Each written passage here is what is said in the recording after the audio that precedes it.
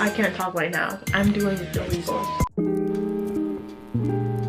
Hey guys, what is up? It's Amy. Welcome back to my channel. I make videos about sustainability and also about living in Paris. For today's video, I'm going to be exposing these companies for the absolute garbage that they are. So some of these companies you've probably heard of and others you've probably never heard of, and that's on purpose. They really don't want you to know what's going on. Good thing I don't know how to mind my own business. Not only have these companies done just absolutely horrific things that have led to environmental destruction, their actions have also just led to human casualties. So at this point you're probably like, Amy, like what are these companies? So the companies I'm going to be talking to you about today are Nestle, Unilever, and Johnson & Johnson. And I hate to break it to you, but it's very difficult to boycott them. The reason is they also own a lot of other companies that you probably have heard of. So the purpose of this video is to, one, kind of shed light on these multinational corporations and the horrible things they're doing. It just sickens me that they continue to profit off of environmental destruction and the suffering of human beings. But I also want people to realize that it's not as simple as just boycotting them because they own so many other smaller companies, and to just have people think about these issues, because the first step to any change is kind of understanding the issues, and then from there on we can figure out what the solutions are. So this video is going to be divided up into 4 sections.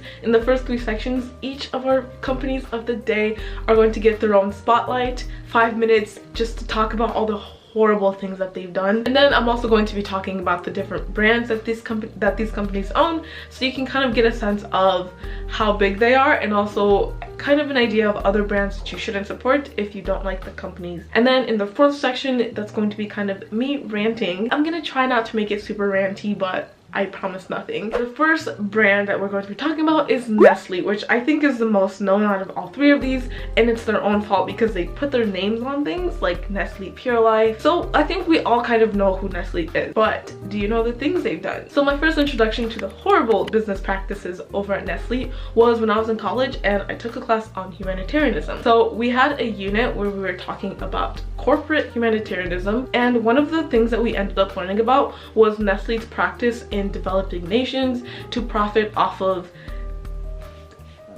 milk, like baby milk. Is there a word for breast milk? That's the word for it. So basically what Nestle did was they got fake doctors and fake nurses to go into these developing nations. They went to hospitals if they could, but overall they just targeted poor mothers in already poor countries and gave them free milk samples. At first you might be thinking, wow, they're good people, they're just handing out free milk, that's so nice. Basically their goal in handing out the free samples was that eventually they'd stop giving out free samples and the mothers would have to keep buying the milk. And what ended up happening was that after a while, when the baby was only drinking formula, the mom wasn't producing any baby juice. Why do I keep calling it that? The mom wasn't producing any breast milk, so then they would have had to 100% rely on formula. The problem was that because these moms were so poor, they couldn't afford the baby formula, so they had to kind of water it down so that it would last a lot longer for the baby. Because the baby wasn't drinking enough of the nutrients, a lot of the babies ended up dying just so Nestle can make a couple bucks. It's absolutely disgusting. And I mean, Nestle ended up saying, oopsies, we're so sorry we did that. They literally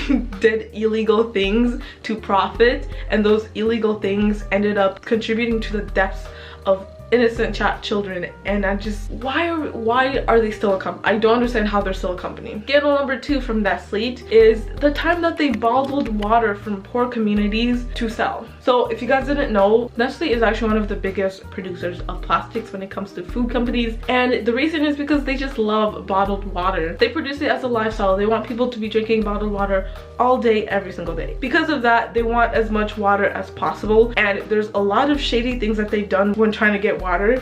The first one is that in Pakistan they actually basically stole water from a local community, but Nestle took so much water out of the ground that the local community didn't have any more clean water to take from their own area. Like, what? The other thing is that in California they are able to take as much water as they want, and they don't have to disclose how much water they're taking out of the ground.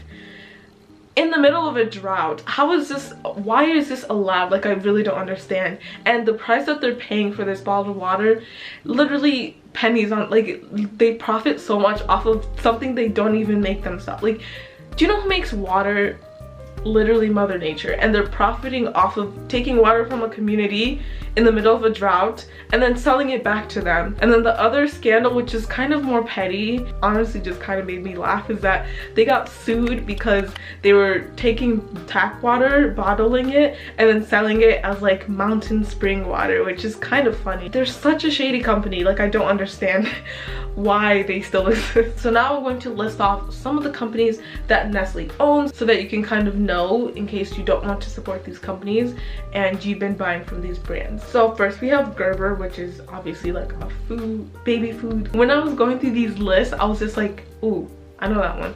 Ooh, that's not good. Wait, what? Nestle Pure Life, obviously. Perrier, which is I think a French, I thought it was a French brand. Poland Spring, Cheerios, Nespresso, Hot Pockets, Lean Cuisine, Stouffer's, Coffee Mate, Purina One, and Kit Kat. So it's such a wide range of products, and that's the hard thing about it. Like, these multinational corporations will just have so many different brands. Like, you'll go to the store just getting a candy bar and you get a Kit Kat, boom, you're supporting Nestle. You're getting some cat food, boom, you're supporting Nestle. You're just trying to get some milk for your baby, boom, you're supporting Nestle. It's just so many different little brands that they own, and that's why it's so hard to boycott them. There's also a lot of other brands that they own, and I'll have them on the screen so you can see the full list, but I just listed off the ones that I personally knew. Next, we're going to be talking about Johnson & Johnson, and this is another one where, like, growing up, I was kind of exposed to them. Obviously, like the Johnson & Johnson baby lotion, like my mom uses that. When you think about what they've done, like, they've also contributed to deaths of people, which is we love that. So basically, Johnson & Johnson is I think they are a pharmaceutical company. They also own a bunch of random brands that aren't pharmaceuticals. Nestle is more like a food company, but I think of Johnson & Johnson more like medical, health and wellness. Basically, they own a bunch of different brands related to health and wellness. Do y'all remember the opioid epidemic? You know, that little thing that happened in America where people were just left and right from opioids because pharmaceutical companies just wanted to make money. Y'all remember that? Yeah, Johnson & Johnson was a part of that. So if you guys haven't heard what happened, so basically a lot of pharmaceutical companies, like a lot of pharmaceutical companies like Johnson & Johnson, I think the other one, I forget the name, the Sackler family, but I forget. The Sackler family was basically another, like, part of the situation. They owned Purdue Pharma, which is another pharmaceutical company that made opioids, prescription drugs. Basically, what these pharmaceutical companies would do is they would go to hospitals and sell their drugs to the doctors. Allegedly this happened. This video is my opinion, my recollection of events. This is all alleged information, so nobody sue me, please. They would basically try to get as much of these opioids to hospitals as possible because obviously they get to make money that way. First of all, just really sketchy and unethical. Like, if people don't need your drug, then they shouldn't be taking your drug. But to make sure that as much they would sell as much as possible, they would basically make it sound like it's candy and say like, these opioids, like, literally, like, you can't even, you don't get addicted, like, it's barely nothing. And they downplayed the risk of addiction from these opioids. The only problem is they're actually very addictive. So for example, so someone would go to the hospital, get treated, be given these opioids, like they were handing out way too much, and then they would go home, and like even when their prescriptions would run out and they were feeling better, they would still be hooked on the prescription medication. But yeah, it's very sad to just consider the fact that these pharmaceutical companies wanted to make money, so they downplayed the risk of addiction. And what ended up happening, obviously, is that because the addiction risk was really high, people got addicted even after going home, and they're basically getting away with it. They're just getting fined. And if you think about it this way, like, if you make $1 million from something and then I fine you $100, wouldn't you do it again? Obviously, this is an ongoing investigation and it's all alleged. I'm not saying any of this did or did not happen. Allegedly, I'm pretty sure I saw like a news article where they got fined like 15 million or something in Ohio, and they're still being sued in other states. But yeah, it's just absolutely horrific that a company that just sells baby lotion is out here just getting people addicted to opioids, allegedly. And then the other scandal, that this is something that I think I heard a long time ago, but I didn't know it was Johnson & Johnson, but they have a tendency of not labeling things correctly, including drugs, but also just other products.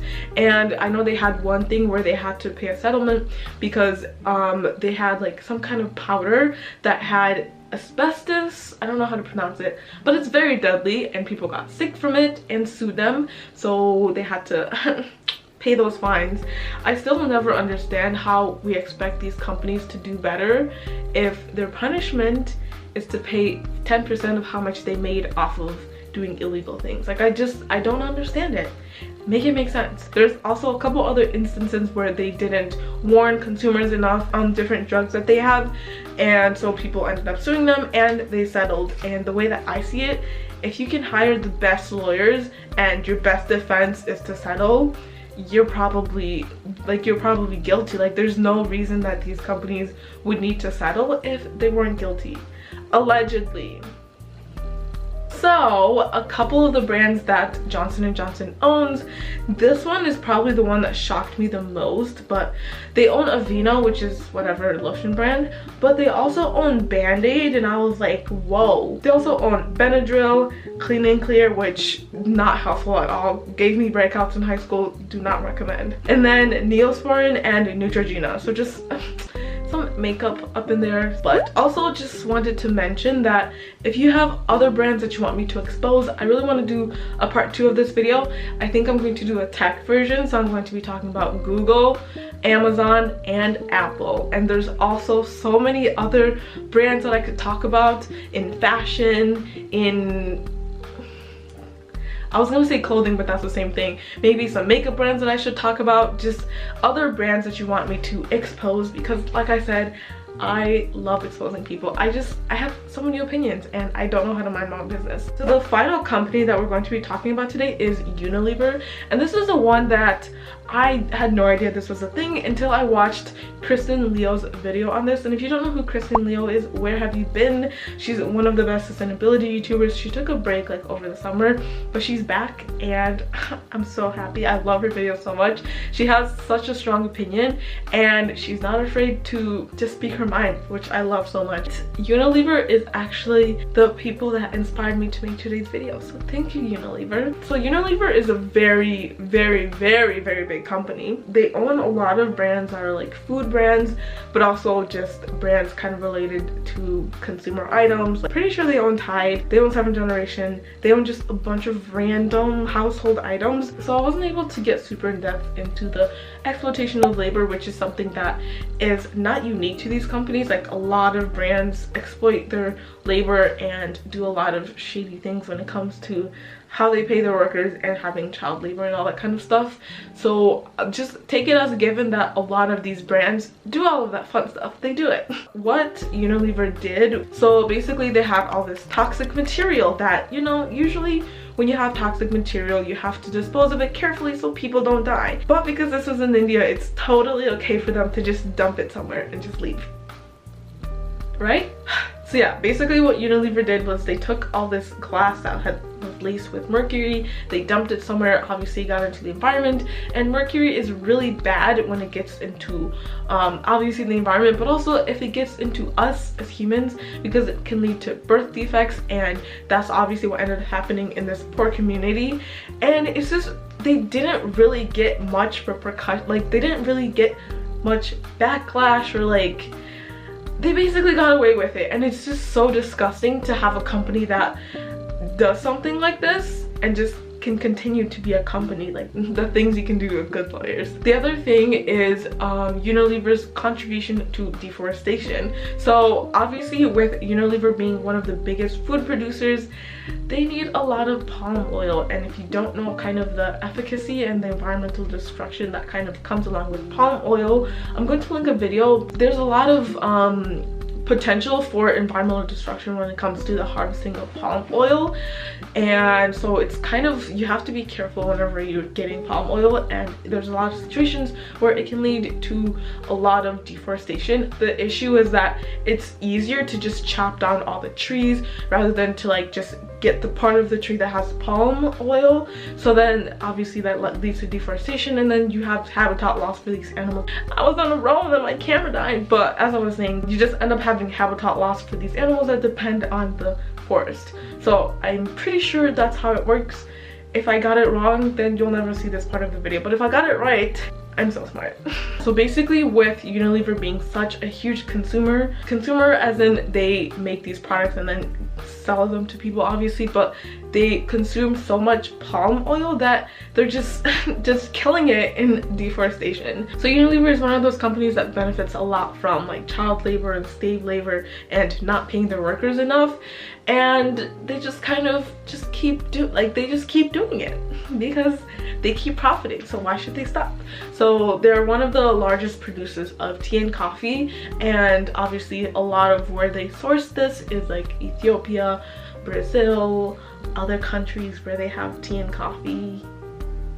Cameroon, I don't know, when it comes to the fact that they produce so much tea and coffee. And these are industries that are just notorious for underpaying workers, even though the conditions are just so horrible. Disgusting is the only way that I can describe it. So now let's talk about what they own, and some of these make me really sad.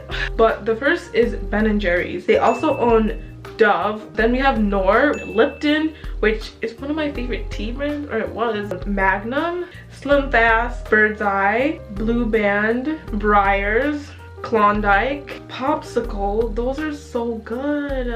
They own Tazo, which I was also very sad about because Tazo tea is like so good. They own All, the laundry detergent, Axe deodorant, Dollar Shave Club. Why do they own Dollar Shave Club? 7th Generation, St. Ives, Suave, Tresemme, Vaseline. So as you guys could see, I literally had to scroll.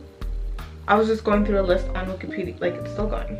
Unilever literally dominates when it comes to food and personal care items. I don't understand why we are allowing these companies to own so many different brands. It's just making it harder for smaller businesses to be able to compete and to be able to bring in some new innovation, i.e. making things that are more sustainable, because they can't afford to compete with these big companies. So I'm tired of it and they need to go. Okay, so now at the end of the video, but I just wanted to kind of talk a little bit about, can we even boycott these companies? Like, what do we as consumers actually have the power to do in a situation like this? So basically what we as consumers can do is use our voices, and it can sometimes seem like you don't have a voice, you can't do anything, but just think of something like the Me Too movement. It's obviously, it didn't fix everything. God no, there's obviously still issues in the film industry, but now that the Me Too movement came out, how many actors, how many abusers were able to be called out, and some of them even went to jail, which it's really sad celebrating that only some of them got punished. But just think about how far that movement was able to go because people were speaking out about these issues. These walls are so thin. I think the first thing that we as consumers can do 100% is to speak out. And don't listen to the people that are like, well, tweeting something isn't going to fix the world. No, duh. Literally, not one action is going to fix the world. There's nothing that you as a single person can do that's going to change the whole world. But it is part of a solution that is going to change everything. Like, for example, if you're making soup, can you make soup with just potatoes? No. Just water? No. Put some seasoning in a pot. Is that soup? Absolutely not. But when you put all of these different ingredients together, you cook it at 375, that's not how soup is made, at medium high for 30 minutes, stirring every 5 minutes, boom, you got yourself some soup. So that's exactly what we need to think about when it comes to environmental action. So when we are out there speaking out about the environmental destruction, today's your lucky day because I have a whole video on environmental racism. So if you don't know what that is and what it means, definitely go watch that video. And there's also links in that description in that video where you can kind of learn more about the issue. But yeah, I just wanted to point out that when we are kind of advocating in sustainability and environmentalism, remember that it's not just sustainability for the planet, it's also for the people. That was a really long rant. I just kind of talked and talked and talked, but that's kind of what's been on my mind. Doing research for this video, I actually made I made an Instagram story, but yeah, when I was doing research for this video, kind of, hearing the things that these companies have done, not just in terms of, you know, polluting and dumping things into rivers and stuff, but the way that they've literally contributed to people dying, like that's so unexcusable. Like I said, it can seem like there's nothing you can do, but just make sure that you are sharing your voice on social media. If you want to start a YouTube channel talking about sustainability, please do. Link it down below. I'm gonna go follow you. I'm going to support anyone who wants to do any of that, because I think we need more people talking about these issues and more people educating. That's the biggest thing. When people aren't educated on these subjects, then there's nothing that we can, literally nothing gets done if people aren't educated. So like I said, I have a video all about environmental racism that you can go watch. There's also a lot of other amazing sustainability YouTubers and Instagrammers that I can link down below, so you guys can kind of learn a bit more about the movement and what you can do as an individual. So those are a couple of things that you as an individual can do to kind of help out with the sustainability movement, i.e. sharing your voice on social media, doing all of the things like petitions and writing to your governor, writing to your mayor, writing to your anyone who is in power, voting in people into power who actually care about the environment. People may not actually believe this, but it does go a long way. Like President Trump literally repealed so many things that Obama put in place that were good for the environment. So that's literally making us go backwards. So we definitely need to put people in power who at least pretend to care about the environment and believe in climate change. So that's also very important. Thank you guys so much for watching this video. I really hope you enjoyed it and you learned something today. And if you didn't, then check out all the videos that I've mentioned so that you can learn a bit more about sustainability. But that was it for today's video, and I'm gonna have all my social media linked down below so you can follow me on Instagram. I'll have my new TikTok down below so you guys can follow me on that one. I think that's it for today's video. Thank you guys so much for watching, and I'll see you guys in my next one. Bye guys.